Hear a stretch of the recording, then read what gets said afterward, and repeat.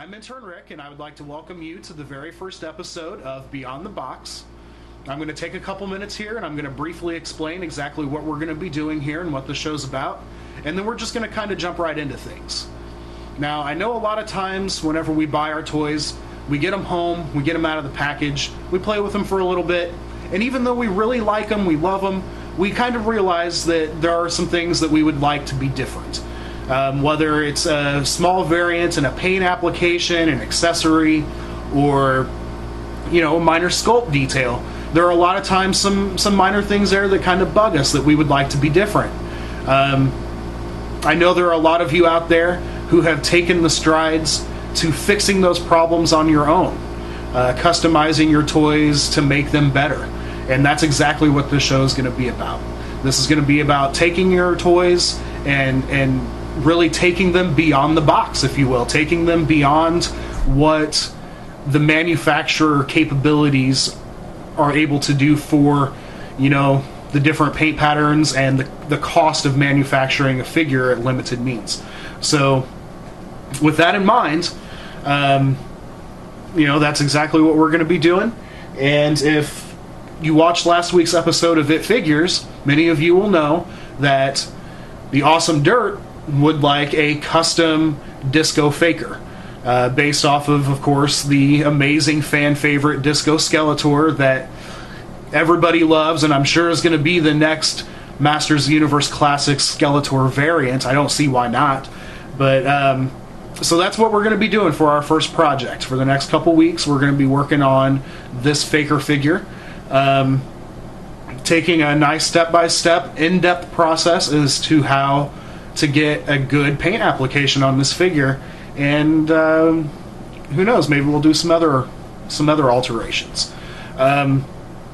So typically, whenever I sit down to customize a figure, to do a custom paint application, normally I would just kind of jump right in and start painting the figure, and what ends up coming out in the end product is what ends up coming out from whatever my artistic feeling is feeling at that point for that particular figure.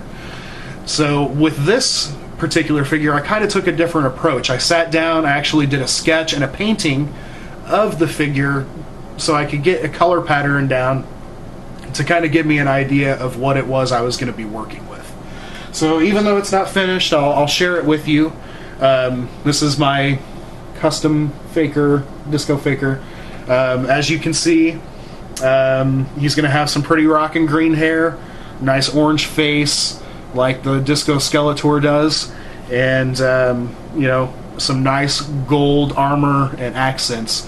Obviously this painting isn't finished yet. I wanted to get the show started. So anyway, typically a lot of times when people start to customize figures, they run into an issue whenever they start painting of either paint's not sticking to their product, or the paint's coming on too heavy and they end up kind of looking like they're kind of caked on and chalky and thick, and just really not what you're looking for whenever you're doing this type of painting. So the first step in starting our custom Disco Faker is actually going to be priming said Disco Faker. Now, because this figure has the robot decal on the chest, I've actually masked over the decal. I'm going to do my best to paint around this decal, so I don't have to lose it or do some kind of hand-painted decal that there's just no way that my painting skills can replicate this nice screened decal. I wasn't too precise with the measurements because I figured I'll just dry brush around the edges of it and then fill it in, and once I seal it, no big deal anyway. So ordinarily, whenever it comes to priming figures, I am a big advocate of ripping them apart. A lot of times it does mean that you end up losing articulation whenever you put your figures back together, but then again, a lot of times with custom figures, you really don't want to go moving them around too much and playing with them anyway, because it's gonna, you know, whether the application is sealed or not, a lot of times you're gonna run into issues with scratching and removing paint. So with this figure, I'm gonna take a little bit of a different approach with it. I know Dirt likes to move his figures around and kind of play with them a little bit and stuff, so I'm gonna prime him actually whole. I'm just gonna pop the head off and prime the head separately, and then I'm going to be pretty careful with how I go about priming this figure. I'm not actually going to film the priming process. I'm going to do that separately, and then I'll show you the product afterwards, but I will give you some tips. Obviously, you want to do this in a very well ventilated area. You don't want to be inhaling all of these fumes from your paint. You know, aerosol paints are pretty harsh to inhale, so whether you do it indoors in a well-ventilated, fanned area, or you do it outdoors, provided the weather will cure the paint, that's totally up to you. You want to hold your can, you know, a good 6 to 8 inches away, maybe even more, from what it is that you're painting, and just kind of, you know, if you will, lightly go back and forth, spray painting what it is. You don't want to, otherwise you're going to end up saturating your toys, your accessories, your figures with way too much paint.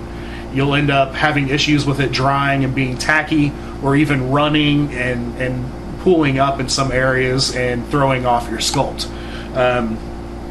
That's another thing. You don't want to be too heavy with the paint, because the more primer you use in order to paint your figure, the more you're actually taking away from the sculpt and the plastic. So again, you want to be sparing, but you want it to be enough to give it a nice, solid, light coat in order for whatever paint it is that you're going to paint your figures with to adhere. So with that in mind, we're going to take a break, and we'll come right back, and I will have all of this primed and ready to go. And then we will start looking into some different painting techniques, and I will explain the colorway. All right? Thanks. All right, guys, welcome back. Took a little break here and got the figure primed up and getting ready to start the paint application here. I just wanted to take a second and show you that, you know, there is some craziness that can sometimes happen. I don't know if you can really make this out, but sometimes if you use old primer, old spray paint for your primer and whatever, you can get this nice funky little texture that is really undesirable, and you really don't want it to be there. But I think for what we're doing, I'll probably be able to work with it, and it won't be that big of a deal. Anyway, so, and I'll probably hold off on doing the armor until I can get something else to prime those pieces with, because I really don't want the battle armor pieces to be like that. So anyway, I also wanted to tell you that something to keep in mind whenever it comes to finding materials to prime with is you want to make sure that whatever spray paint, or, you know, whatever it is that you end up using to prime your figures, you want to make sure that it's plastic bonding. If it doesn't say plastic bonding on there, if it says, you know, good for woods and metals and whatever, but doesn't say anything about plastic, there's a good chance that it won't cure and it will remain tacky. Especially on more rubbery kind of plastics, like, say, your Master's loincloths and some of the swords that are a little bendy, like Catra's sword, if you will. So, anyway, we got the figure nice and primed up, and now we're gonna, you know, like I said, just kind of jump right into the paint process. I chose white to paint this figure with. I usually go with a white or black flat primer to prime my figures with, depending on what the overall tone of the figure is that I'm painting.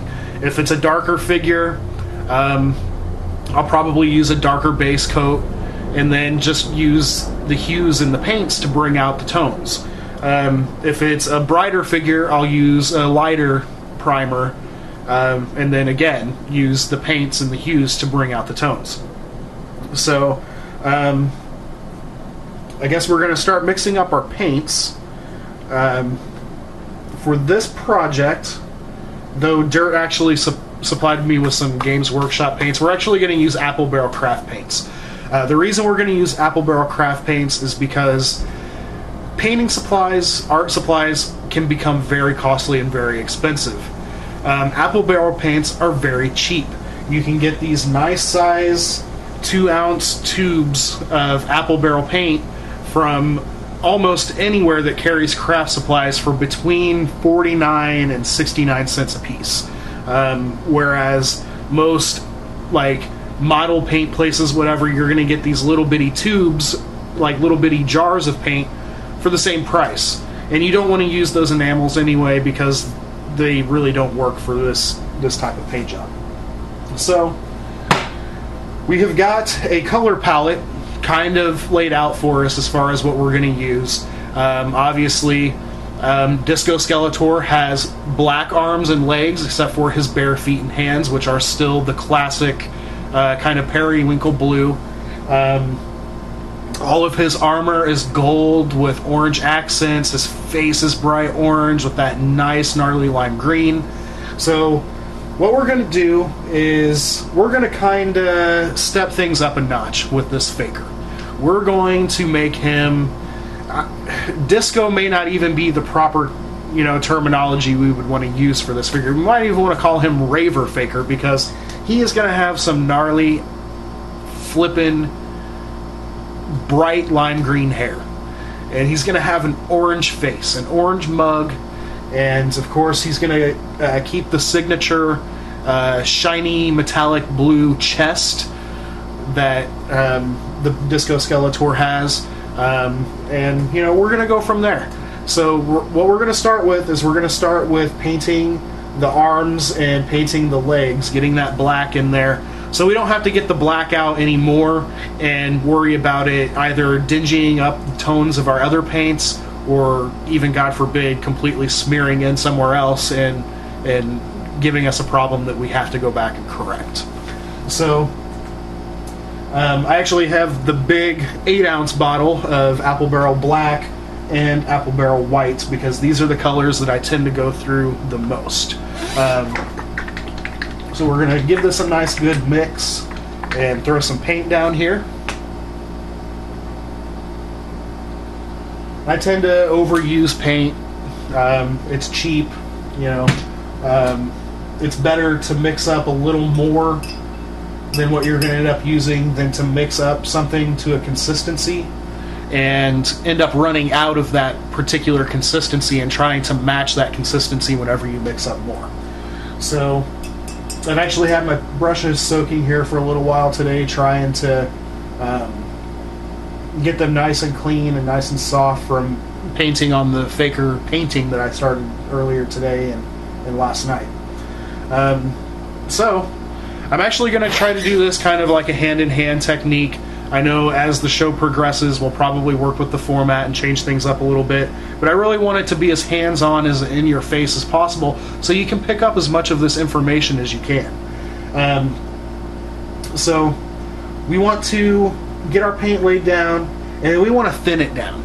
I mean, with this Apple Barrel paint, the thicker the better, or the thinner the better. You don't want it to be so thin that it kind of looks like watercolor paints with a little bit of water in it. Just a little bit thicker than that. You don't want it to be transparent. You want it to be a good thin, solid color, and then just start laying your paint down. With this particular figure, because his arms and legs are the solid black, it's just going to be that one particular tone being laid down. But later on, whenever we get into other figures where it may be a skin-toned character, or a human skin-toned character, where you would actually want to lay down contrasting colors underneath what you're actually going to be building towards, so you get those nice dark definitions underneath of your paint job, and then you can bring out the detail whenever you lay the lighter colors over the top. Now I'm noticing as I'm painting here that the rough, weird texture that I got from the primer is kind of going away, which is I kind of figured it might whenever I primed it. That's why I wasn't too worried about it. I really didn't think that it would require soaking it in turpentine or anything like that to remove the prime and start over. So again, I'm just kind of sitting here and I'm just going to start filling it in. Filling in all those big spots. Just trying to, you know, not take too much time, but not be too sloppy with it either.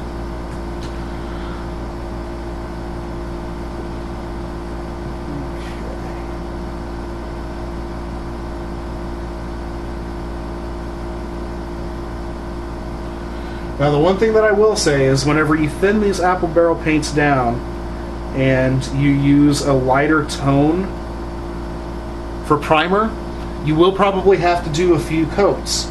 It does become a little tedious and time consuming, but it will be worth it in the end. Trust me on this, it will be worth it in the end than just slopping that paint on there as thick as you possibly can. You want to get these nice even tones,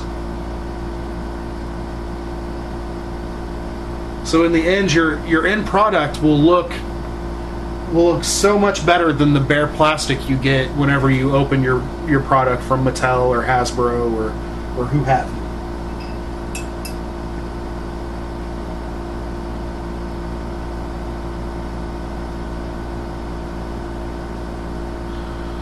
So as you know, I'll try to bring this in. As you can see, I started painting the right arm here. Nice, thin, consistent layer. And I'm just going to keep doing that. Just going to keep laying it in. Man, this texture from this old primer is really bizarre. I've never seen spray paint give off this texture before.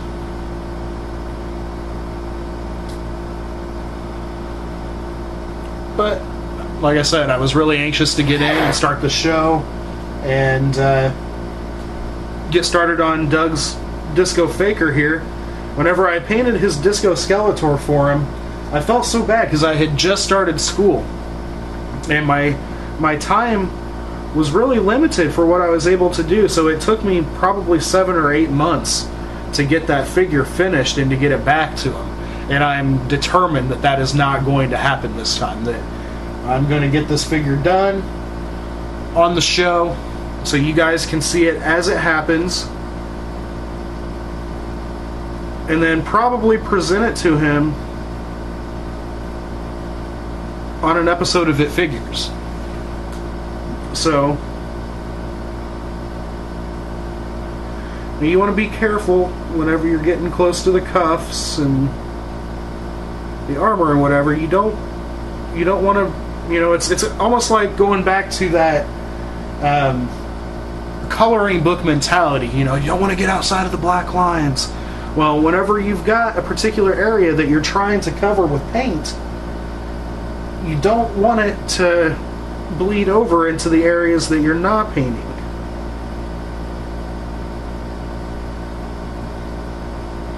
And again, you know, for any of you out there who do this every day, you know, I'm not trying to talk to anybody like you're idiots. I'm just trying to be as basic and as fundamental with this as I can, so everybody can learn something. You know, I learn every day. You know, I learn every day that I do stuff, and I don't really necessarily consider myself that great of an artist, but I've got the desire and the drive to do it, so why not share it with people?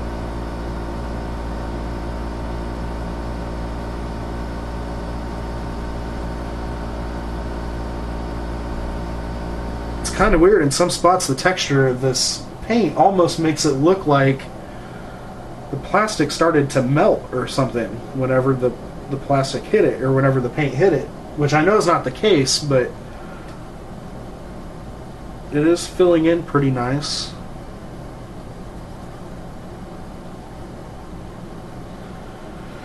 Now, how you go about doing things, is, you know, as far as the order or whatever, is really up to you. I try to do my big areas first and then go on to the smaller areas afterwards.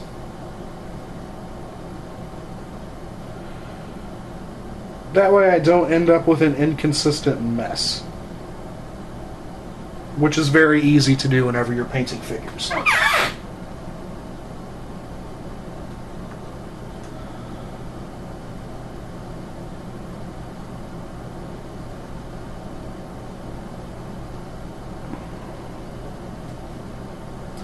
Now, I would like to say, you know, at any point, if any of you have any questions as far as customizing, making your own toys, whatever, feel free to shoot me an email. You know, you can reach me at rlosc1216@llcc.edu currently. That'll probably change in the future as I'm taking a break from school, but right now that's where you can get me at. Or if you want to just shoot over to the forums at popculturenetwork.com, you know, throw up a question up there. I'm on the forums. I read the forums all the time, and I'll see your question. I'd be more than happy to either, you know, answer you directly or to address it here on the show. And then we're all learning. Again, that's what this is about. This is about making our figures better and having fun and learning in the process. So I've about got a nice solid coat on his right arm here, and then I'll move on to his left arm, and that's kind of how I go about doing things. I'll get a nice solid coat on one area, and then I'll move on to the next one so that one can dry, and then so on and so forth, and then I just kind of repeat that cycle. That way everything has an opportunity to cure for the same amount of time. That way I'm not going back through and sticking my fingers in anything that I shouldn't be sticking my fingers in. So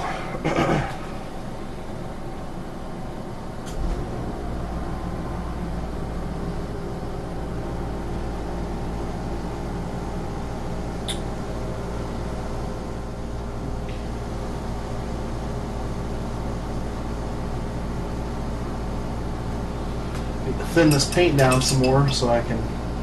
And something that I kind of always criticize myself for and tend to get criticism for from other people is I'm very tedious about how I paint. I like the control of a small brush, even though I could use a much bigger brush to cover more area and save time.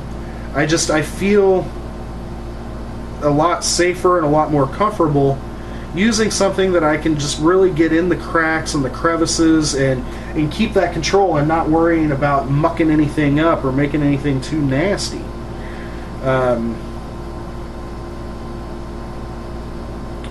Trying to pay close attention to the articulation points. You know, these Masters Classics figures, much like Marvel Legends and DC Universe, with these points of articulation, they've got some really deep crevices that you want to make sure you get in there and get those, because boy, if you don't, whenever your paint job is quote-unquote finished, those areas will really, really stand out.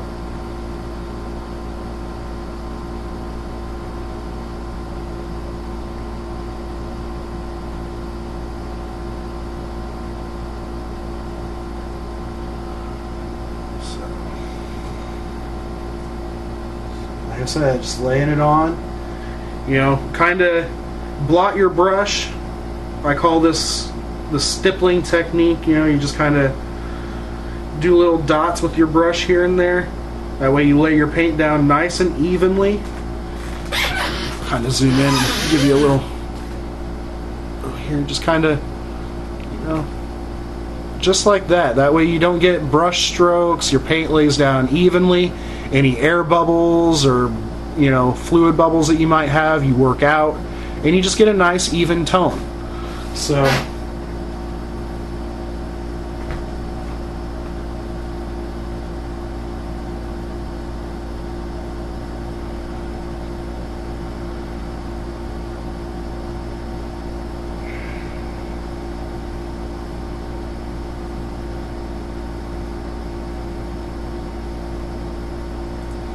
Man, I've never seen spray paint do this before.